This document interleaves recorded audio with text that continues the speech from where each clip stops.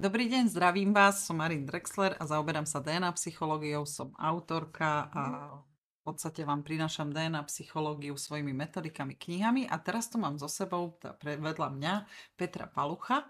Ahoj Peťko, alebo dobrý deň Peťko, budeme si... Dobrý deň, Arin.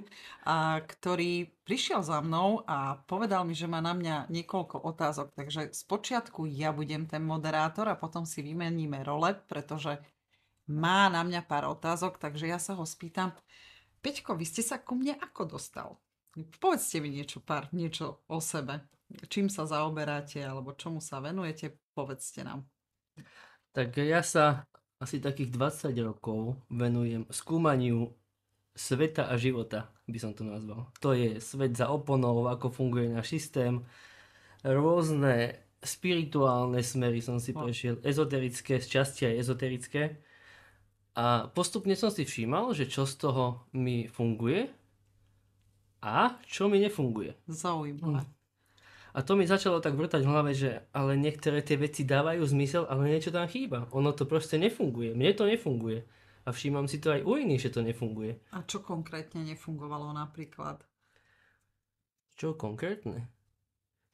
Že myslel som si, že cítim sa dobre, že už príde taká tá slubovaná zmena. Že áno, máme sa ťažko a ja sa mám napríklad, že není som tak dobre na tom, ako by som si chcel predstaviť. A tá zmena už príde, ale ešte nechodí. Ešte nechodí. Ešte to tam není. Že som si uvedomil, že a to dokedy tak to bude vlastne. No, dokedy. A všímam si to nielen na sebe, u seba, ale aj u iných. Že niečo tam proste v tom nesedí. Nuž, tak toto je. Takže a toto vás ku mne priviedlo, lebo možno ostatní nevedia, ale vy ste bol u mňa na kurze v koľkatom roku? 2017? Našiel som to v poznámkach, tuším 2019. 2019. No aby ste vedeli, tí, ktorí ma nepoznáte, tak ja robím kurzy, v podstate úplne prvý školiaci taký výstup som mala tak v 18 rokoch, to aby ste vedeli, lebo som sa zaoberala s rozvojom osobnosti už vtedy a ľudia ma veľmi radi počúvali, čo je pre mňa záhada, lebo vždy som im hovorila pravdu. Nikto neušiel. Ale v podstate odtedy robím kurzy z času na čas ako autorka, keď mám chuť. U mňa to nie je pravidelné. Takže vy ste sa museli dostať na jeden z tých mojich, že hops, vyskočila som, je tu kurz v 2019. A tam už ste sa dozvedeli o DNA psychológii, o genetike, vlastne o týchto mojich metodikách, niečo ste vyskúšal a potom, ako je zvykom u všetkých mojich klientov z minulosti, povedali wow, super, asi toto bude ono, zavreli poznámky a išli proste na úplne iné kurzy. Áno, presne. Tak toto bolo. Áno. Dobre si pamätám. Tak a čo ste potom robil? Čomu ste sa... Ja si len pamätám, že som bol u vás na takom cvičení. Technik štart. Na technike štart, áno. Vedel som, že je to niečo veľmi potrebné pre mňa, prospešné.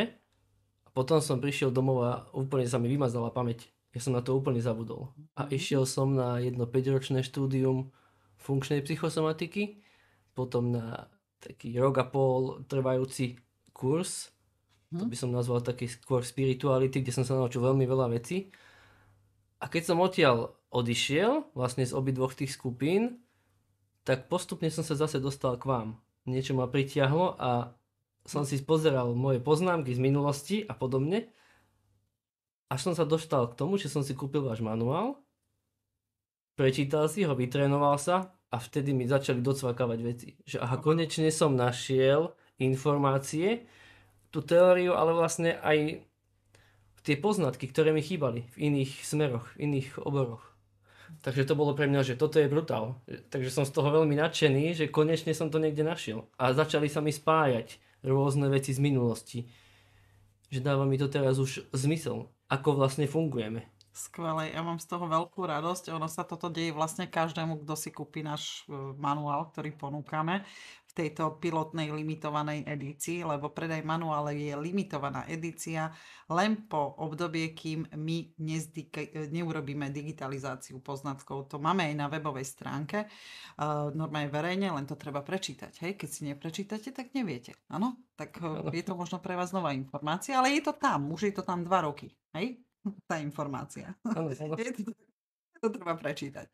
Takže ono v podstate manuál privádza človeka k tej DNA psychológii, pochopí tú pointu toho života a zapadne mu puzzle, pretože my nehovoríme, že čo ste sa doteraz učili, to nie sú dobré veci, ale oni sú také oddelené od tej genetiky, ktorá tvorí náš život. Hej? A o tomto je tá DNA psychológia, ktorej sa ja venujem, pretože sa to podarilo dešifrovať a vytiahnuť pracne, ľudia pracne z tej genetiky, lebo ona si to v tom genetickom kóde stráži zubami nechtami. Tam sa na ňu nedá dostať, lebo je to v podstate spojené so životom. A keby sa tam dostalo tak, jak sa nemá, tak človek by to možno ani neprežil Mhm. získavanie tých informácií. Takže, ale to je akože filozofia, hej? Takže filozofie sú také, že rozprávame sa o tom, ale môže to takto byť. Takže vy ste sa k tomu dostal, vy už ste na manuáli a ešte ste v tej fázi, že ste z toho šokoidne nadšení, že? Áno. No. To je taký prvý moment, keď zapadá to puzzle, že človeku je zrazu jasno, hej, v tom, čo sa učil doteraz u iných, na iných kurzoch, iných tréningoch a tak ďalej a teraz sa mu to pospája s pointou života, tak je z toho taký, že to chce celému svetu povedať. Pozor, Peťko, toto nemáte len vy, toto má každý jeden majiteľ manuálu a oni mi dajú za pravdu, že hneď chceli obehať celý svet, že ľudia poďme fungovať, ale to je tá prvotná fáza, kedy zapadá to puzzle. Takže a potom, čo je skvelé, sa to stabilizuje a nestratí sa to. Už tým Áno. začnete žiť, už ste z toho vonku, z toho nefunkčného, z tých, že nemám odpovede. Lebo na genetike neexistuje, že nemáte odpovede. Tam sú riešenia, odpovede, tam je vlastne všetko, ona je studnica poznania, takže odtiaľ čerpáme. A má niekoľko miliónov rokov skúsenosti. Je múdrejšia Mhm. ako my všetci dokopy, takže vy ste v tej fázi toho, že vám zapadá puzzle. Áno. Povedzte mi nejaký A puzzle. Čo vás tak? ide mi k tomu vlastne, že teraz sa u mňa dejú veci, že uvedomujem si, čo som sa predtým učil, koľko z toho je nefunkčného.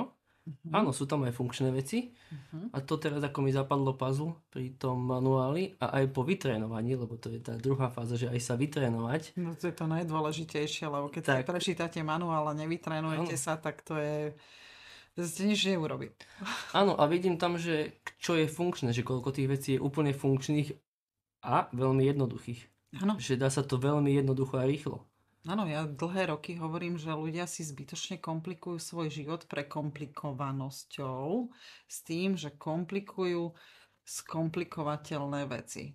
No, že je to komplikované. A toto sa deje všetkým v tej mysli, v tom vedomí a život sám o sebe je veľmi dokonalo jednoduchý. A v podstate toto dodržiavame, tieto princípy. Hej, je to tak. No tak ja mám z vás radosť, no. Dobre. A aby ste vedeli, tak Peťko si na mňa pripravil otázky, takže doteraz som bola moderátor, ja taký nejaký pokusný, lebo málo rozhovorov poskytujem, ja si žijem v takej tej autorskej bublinke a možno to, čo potrebujete o mne vedieť, tak ja som taký súkromný vedec.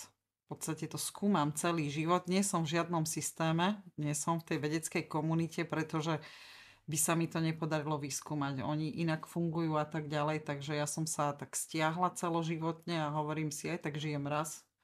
Tak chcem vedieť, čo žijem a prečo všetci nežijeme to, čo máme žiť.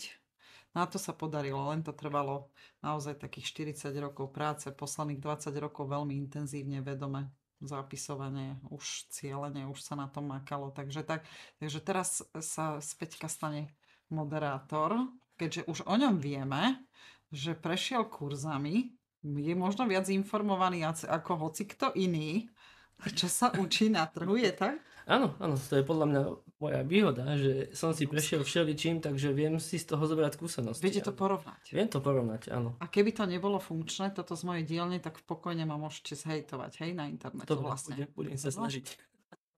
ale áno, keď to človek vie Áno. porovnať a vie ten rozdiel, tak vie sa k tomu vyjadriť, lebo keď vy neokoštujete, jak učím dlhé roky, tak neokoštujete zmrzlinu, jak môžete vedieť, ako chutí?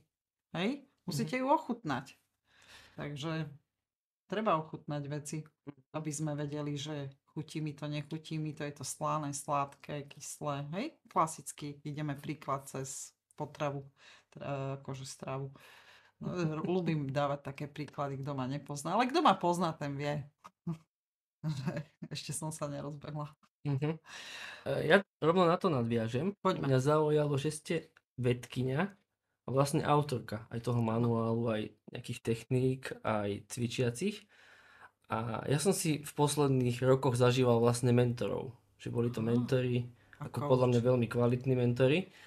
Ale čo sa mi dialo, a to som si uvedomil až neskôr, že keď boli situácie, že bol som pozývaný k tomu, že veď spoj sa so sebou, nájdi to v sebe, nejakú informáciu, tak som sa veľmi snažil, ale sa mi to málo kedy aj podarilo. Dokonca to podľa mňa až nebolo možné, lebo ja som vlastne tie informácie sa snažil nevedome získať u toho mentora.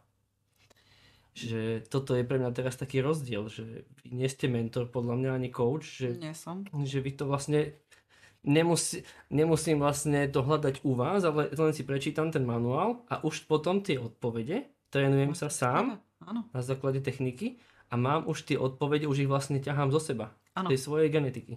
Áno. Áno, a čo je ďalšia vec, čo ma prekvapila?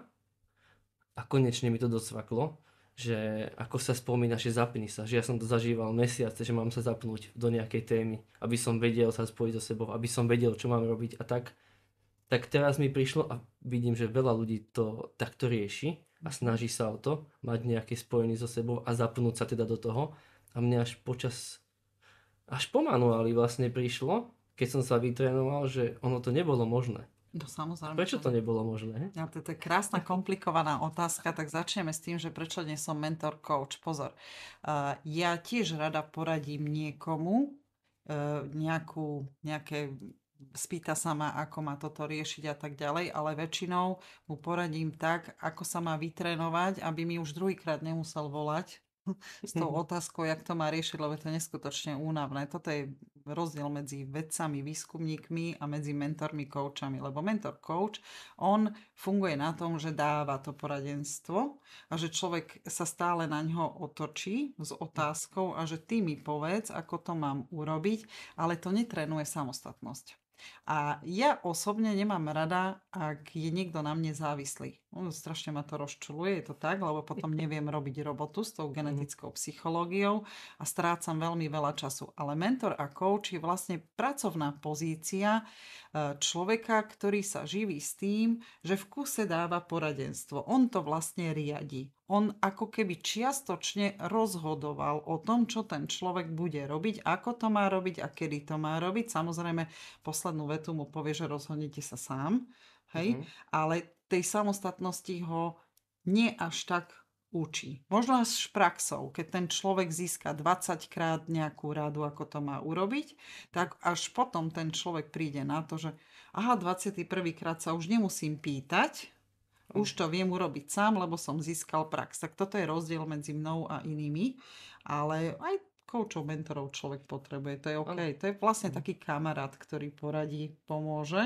ale v mojej robote a v DNA psychológii vlastne učíme, v podstate ja smerujem, pozbudzujem alebo vlastne dávam poradenstvo človeku len dovtedy, kým sa v podstate chcem od neho, aby bol samostatný od začiatku, aby pochopil, že najlepšie riešenia, ktoré nezíska odo mňa, ale získa sám od seba, lebo jeho genetika vie najlepšie, čo potrebuje, čo chce, o čom sníva, po čom túži, ako funguje jeho fyzické telo, čo v tom tele treba opraviť, inovovať a tak ďalej, ako sa má ten človek cítiť, akú má okolo seba rodinu. A to ja nepoznám. Hej? Takže preto človek si má pýtať poradenstvo od vlastnej genetiky, ktorá je všade s vami. Lebo bez nej by ste nežili. Ona je dokonca s vami, aj keď spíte, keď je vypnutý ten mozog, to vedomie, že vlastne vy ste genetika. Takže kto to má lepšie vedieť, ak nie vy. Hej? A celý tréning, aj manuál je o tom, že vy trénujte sa na seba samých a v podstate my trénujeme nie to, že od genetiky niečo vyžadujeme, že daj, musíš, hej, splň mi to ako nejaké programovanie, ale my získavame jej dôveru, pretože ona neverí nášmu neokortexu, nášmu vedomiu, našej mysli, pretože však aký bordel tam máme, hej? Mhm. Ako všelijaké myšlienky, traumy, bloky a tak, kto by tomu veril. Hej?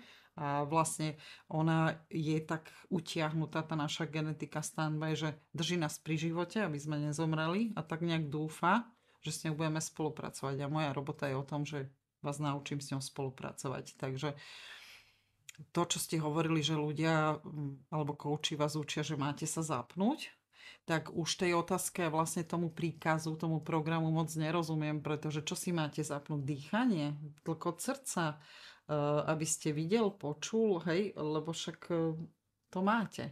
Áno, ako Lebo, nejaké lebo aktivity. nie ste mŕtvi, aby ste mal niečo zapínať. Áno? Mhm. Žijete, hej? Áno. Tak ste vlastne zapnutí. Od momentu spermy a vajíčka ste zapnutí, ste sa dokázal vyskladať, narodiť. Wow! Vy ste vlastne celý zapnutí. Tak čo si tam máte ešte zapínať? Hej, rozumiete? Takže podľa mňa na trhu sa stala jedna vec, že mnohí čítajú mnohé knihy, inšpirujú sa z nich, hej? Potom si to poskladajú podľa seba a podľa mňa sa nesprávne odozdávajú informácie v týchto kurzoch a tréningových programoch a toto môže motať ľudí. Takže genetika, keď na ňu idete s programom, že toto chcem, aby si mi splnila, ona vás nepočúva, však vám neverí tomu vášmu mozgu, takže ona vás bere, že jasné, rozprávaj si, čo chceš, hej. Preto sa možno ľuďom nedejú tie veci, že to nefunguje, hej. Lebo s genetikou vlastnou viete len spolupracovať. Áno, toto bolo pre mňa jedno z takých tých veľkých uvedomení. Že Áno, vlastne však, ono to ani nebolo možné takým však, spôsobom, presne. lebo genetika ma chránila. Však vy ste Napríklad predtým, genetika. aby som niečo spravil, lebo som to nemal robiť. Vy ste genetika. Mm, Tak mhm. ako, prečo lúpte sa? Nerobte si Áno. zle. Prečo si robíte zle? Ja to stále tomu nerozumiem, čo sa tu deje. Prečo ste na seba taký zlý? Však vy ste genetika. Vy ste inteligencia. Áno, toto je napríklad tá veľká zmena, čo sa deje u mňa. Som veľmi rád. Že už si nerobím zle. Áno. to je Že sa kľúčové. mám rád takého, ako to teraz mám. A ide to veľmi Vlastne. rýchlo A však. nemusím na seba tlačiť, že teraz sa snažím zapnúť, lebo už dobre, Už je ste pravda, že zapnutí. už som to zažil iným spôsobom. Áno, Že áno. už to zažívam a dobre, a je to hlavne, dlhšie to trvá ako bežne. Že niekedy sa podarí mi cítiť niečo, predtým sa mi podarilo niečo cítiť, alebo na niečo sa nacítiť, naladiť sa na nejaký stav, ale bol to stav, ktorý trval veľmi krátko. Bol príjemný, že áno, tešil som sa, že konečne niečo cítim v tele, niečo tam je, na niečo som sa napojil, myslel som si, že to je na seba. Teraz už vidím, že to nebolo na seba, lebo až keď som zažil vlastne po vytrénovaní to spojenie so sebou, s tou svojou genetikou. Tam sa to Alebo ten všetko stav. otvára. Áno, alebo ten stav nie, že cítim sa, je jedna vec, ale ten stav, že viem. A Áno. zrazu sa to zmenilo, že aha, ja viem. A zároveň aj inak to cítim v tele. Že už je to také celotelový zážitok. Upravujú sa aj hormóny, upravuje sa aj senzorické vnímanie, aj zmyslové vnímanie, pretože už genetika nemusí riešiť to, že s ňou nespolupracujeme, ale zrazu povie, konečne si pochopil, že ty si ty a tým pádom sa ten celý systém upravuje. Takže zrazu to vnímanie, cítenie, viem, čo sa deje ľuďom, oni sa snažia vcítiť sa do emócie iných, do pocitov iných, ale v podstate to nie je cesta, pretože my máme najprv fungovať a potom už rozumieme tým emóciám iných, aj tým citom tých iných a tak ďalej. Takže, ale toto je taká trošku dlhá téma, toto je možno asi na 3 hodiny rozhovoru a vždy potom skončím s tým, že asi z toho spravím kurz. Lebo toto treba naučiť. Takže, ale funguje to trošku inak. Je pravda, že keď človek sa vytrenuje na svoju genetiku, tak ako keby z neho opadol taký obrovský kameň a také reťaze, ktoré ľudia sú nútení sa naučiť s nimi žiť a v nich sa cítiť dobre. Toto je problém. Lebo vlastne my sme všetci oddelení od tej genetiky, je to tzv. Vývojové štádium, pretože genetika sa stiahne, ako náhle dá príkaz rozvíjaj neokortex, to znamená najmladšia časť mozgu, aby sme sa vedeli učiť, čítať, písať, komunikovať, učili sa reči a tak ďalej. A vtedy nechá rozvinúť tú časť mozgu, to už veda potvrdila a ona sa stiahne, tá genetika do úzadia medzi 1. a 3. rokom života. A mozog sa vyvíja do cca 21-25. roku života To nám ona dovoluje a potom sa chce napojiť na ten neokortex a tam to nejde. Hej, tam máme problém. A v tej sekunde ona už v tom procese, podľa toho, či sme sa naučili hlúposti alebo nie, tak nám prestane aj veriť. Takže ona je, pomáha. Keď ide o život, tak vykúkne a potom človek povie, ja neviem, jak sa mi toto mohlo, že som to prežila. Potom všetci na to povie, to sú veci medzi nebom a zemou. Nie, to bola vaša genetika, ktorá vás vlastne vy sami ste sa zachránili, lebo chcete žiť. Hej? Takže nie medzi nebom a zemou. Vy geneticky ste vypli svoju časť mozgu, aby ste prežili, preskočili priepasť, potom sa ten mozog zapne, že jak som to preskočil. A toto sú tie prejavy, tie prieniky tej genetiky, ktoré občas môže niekto zažívať. Áno, ja to zažívam. Zažíval som to v minulosti a nevedel som presne, čo to je.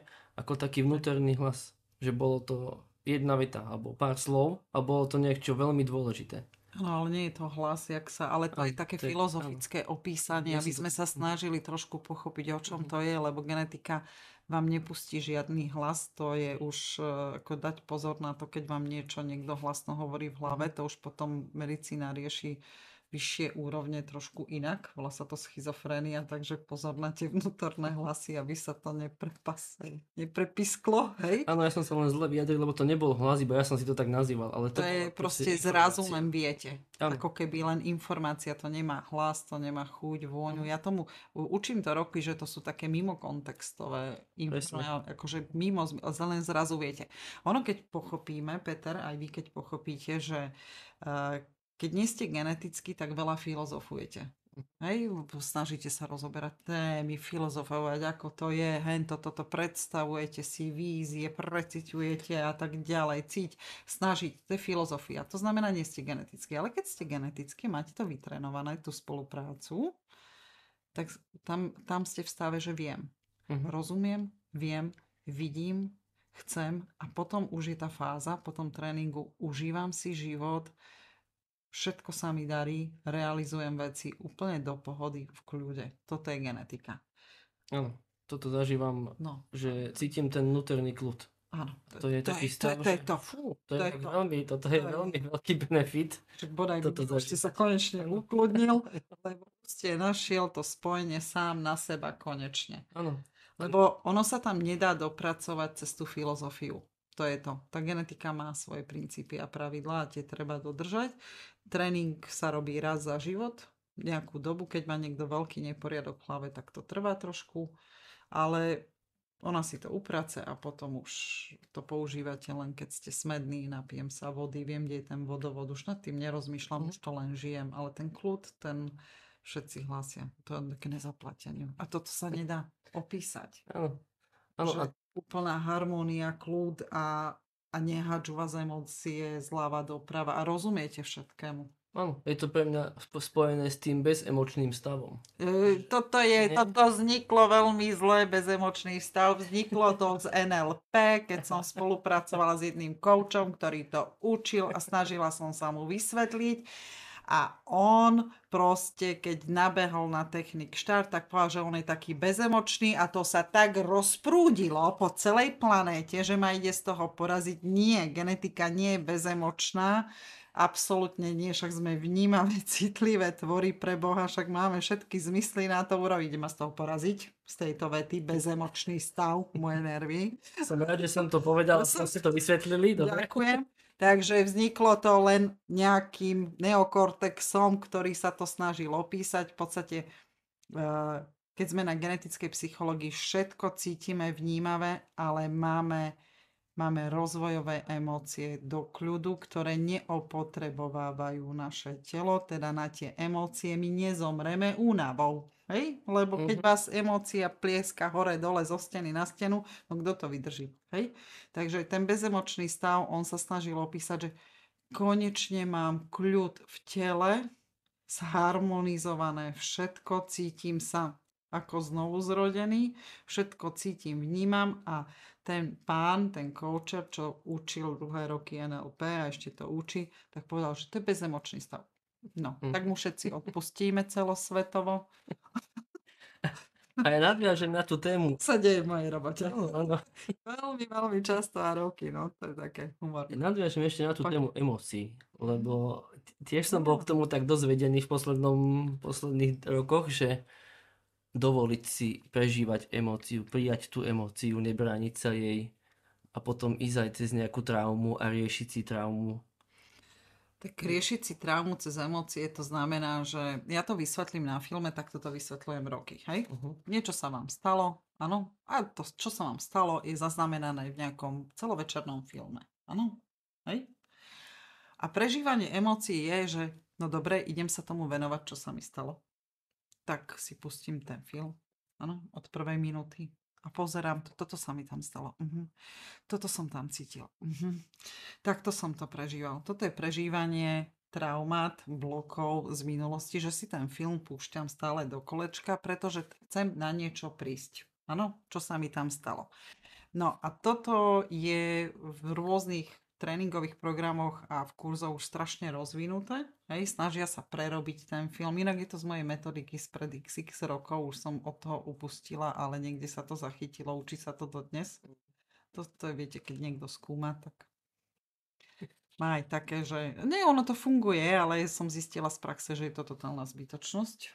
Hej, tak som od toho upustila, už to mojich neučím, ale zistila som, že je to uchované, učí sa to ďalej. Tak hops, hej. Ale dobre, okej, hej. Keď sa niekto pozerať 100-krát ten film a rýpať sa v tom, ale je to úplne zbytočné, pretože tá trauma sa musí vlastne tu vie vyladiť, vyčistiť a upratať len genetika človeka.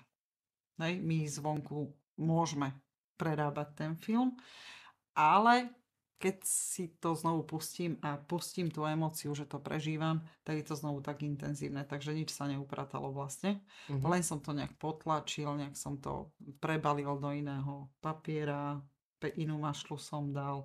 Už som sa s tým zmieril, že no, tak už čo mám robiť, ten film mám doma, no tak teraz ako čo teraz, hej, takto. A to je asi najzdravší prístup, že no už teraz sa z toho nepototo, už ten film mám v tom počítači, no tak okej, hej, život ide ďalej. Toto je najzdravší prístup z toho všetkého. No a tie emócie, ono v podstate v skratke, veľmi v skratke, je to hormonálny systém a vybudovala ho genetika, spúšťa ho limbická časť nášho mozgu, limbický mozog. Je to mix hormónov a slúži to v prvom rade ako upozorňovací systém do nášho tela. Takže akákoľvek emócia, čo sa deje v našom tele, nás na niečo upozorňuje, či už negatívne, pozitívne. A toto je to, že ja s tým nesúhlasím, keď sa prerábajú emócie. Lebo vlastne vy toho strážnika vo vlastnom tele, vy mu hovoríte, počúvaj ma, neupozorňuj ma takto, lebo ja som sa učil, že ma máš upozorňovať takto. Vtedy ten hormonálny systém povie, že tady niečo nie je v poriadku, asi sme úplne zblbli, no tak buď skolabuje systém, že ten človek vyhorí, alebo sa psychicky zrúti, alebo ho šupnem do apatie, lebo sa s ním nedá. Hej, že mu bude jedno. Všetko mu bude jedno. Takže ja nesúhlasím s tým, aby sa prerábali emócie, čo bol taký boom, možno 5-6 rokov dozadu, že prerábajme emócie z negatívnych na pozitívnych, tak nie, to je vlastne, jak keby ste išli prerábať imunitu svojho tela. Vieš čo, akože neútoč mi na tento vírus, nerob mi to, lebo ja to prerobím, hej? Ako blbosť, hej?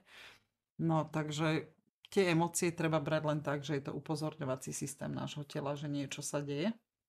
Či už pozitívne alebo negatívne, ale tiež je to téma na 3 hodiny. Peťko. Áno, áno. Vy mi tu dávate otázky normálne, že už druhý kurz by sme mohli urobiť. Má to byť krátky, polhodinový podcast. Pol hodinu. No dajte ešte nejaké otázky. Čo ste si také všimli? Čo vás zaujalo? Čo mňa, dobre, dám niečo praktické. Bál ste sa niečoho predtým, jak ste si kúpil manuál? Boli tam nejaké obavy? To zase mňa zaujíma. Prepačte, že ste tam prítomní. Ale normálne som zvedavá. Keď už ho tu mám, tak ho vyspovedám ako autorka. Ja som si zažíval také stavy, že čo ste sa bál? Cítil som taký mám pocit, že som cítil tú genetiku, že ona chce, že potrebuje ten manuál. A zároveň sa mi pri tom diali veci, že ma z ničoho nič hodilo do takej apatie. A ja som sa len pozoroval, že čo sa deje, že vlastne sa mi zapína mysel a začína mi to skladať do apatie. A ešte vás tam myslela, že však potom si to kúp, nemusíš teraz, ne? Toto mi hlásia To veľa. áno, To to je sa... také odrádzanie tej mysle. Áno, toto si sledujem vlastne u iných ľudí skôr, ale u mňa to bolo veľmi silné, že to proste idem za tým a potrebujem ho. Ale No, popri tom sa mi zapínalo aj tá apatia a čo keď to nebude fungovať a čo keď to to bude môže byť blbosť. spojené s tým, čo som pred chvíľou hovorila s tými emóciami. Vy ste musel na nejakých kurzoch prejsť tým, že ste ich prerábal. Takže ten váš strážnik, vaša genetika, ktorá stráži to vaše telo, fungovanie, zdravú mysel, tak povedala, že s vami sa nedá a vás asi musela často hádzať do apatie v minulosti. No to áno, to áno. Lebo my by sme mali, reálne by sme mali fungovať zdravo tak, že keď vidím hocičo aj v prírode, nejakú možnosť stravy, pitia, vody, tak mám reagovať hneď.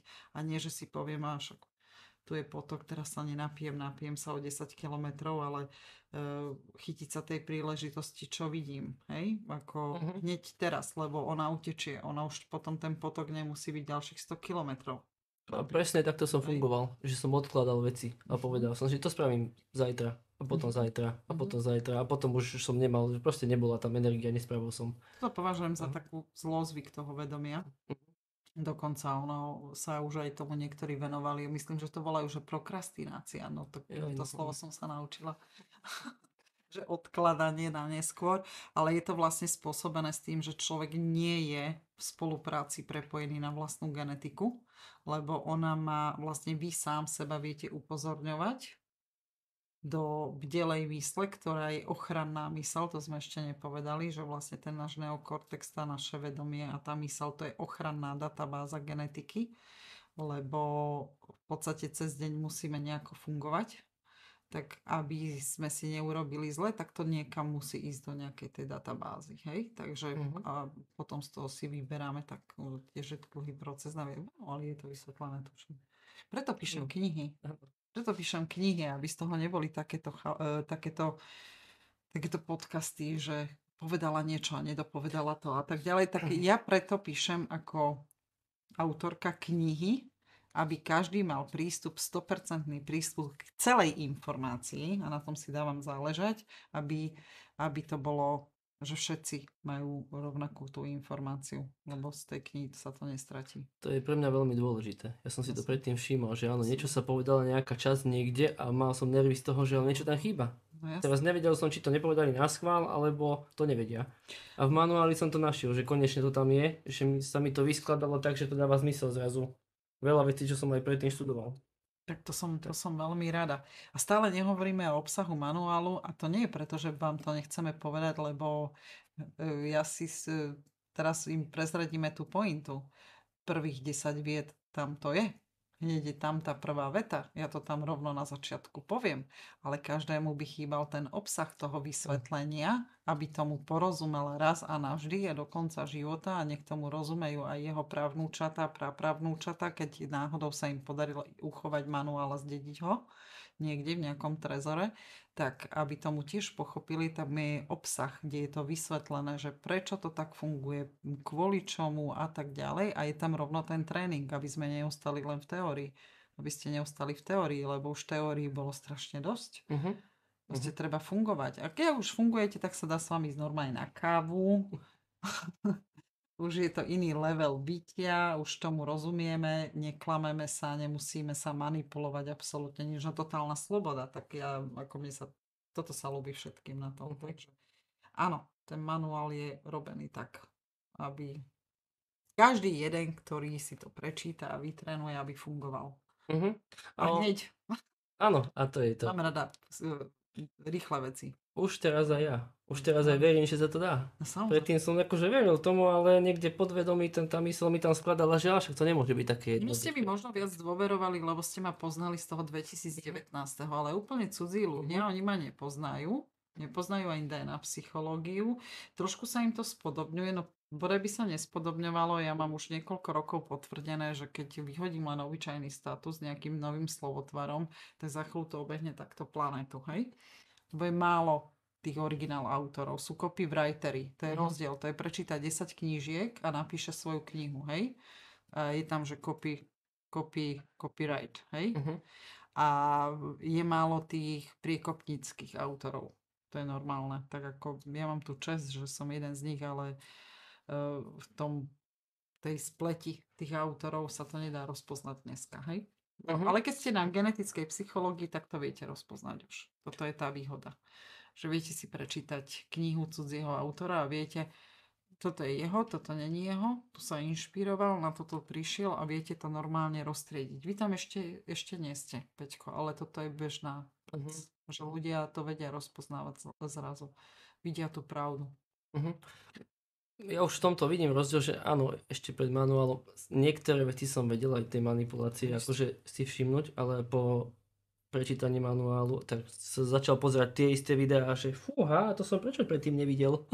Ako Áno, som tomu mohol vôbec veriť tomu? lebo, No. lebo sa reštartuje vlastne aj systém spracovania podnetov. Ono, dlhé roky hovorím, že celý náš život funguje na troch, úplne základný princíp je prijať, spracovať, odovzdávať podnety. To je z mojej práce. A on už sa tak krásne rozšíril po celej planete.